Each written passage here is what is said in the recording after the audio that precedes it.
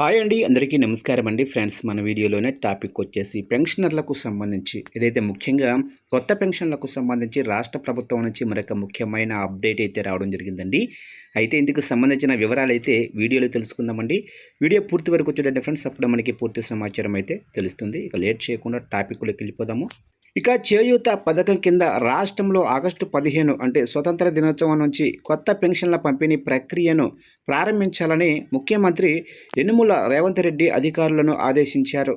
అందుకోసం అర్హుల గుర్తింపు ప్రక్రియను ఎటువంటి ఆలస్యం చేయకుండా వెంటనే వేగవంతం చేయాలని స్పష్టం చేశారు.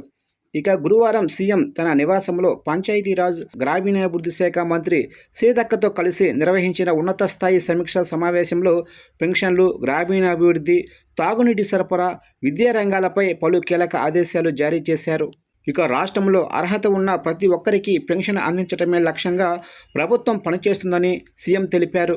వితంతువులు, ఒంటరి మహిళలు, చేనేత కార్మికులు, కల్లుగీత కార్మికులందరికీ కూడా నూతన పెన్షన్లు మంజూరు చేయాలని సూచించారు. ఇక తలసేమియా, సికిల్ సెల్ ఎనీమియా వ్యాధులతో బాధపడుతున్న బాధితులకు సైతం ప్రత్యేక ప్రాధాన్యత కింద పెన్షన్లు మంజూరు చేయాలని నిర్ణయించారు.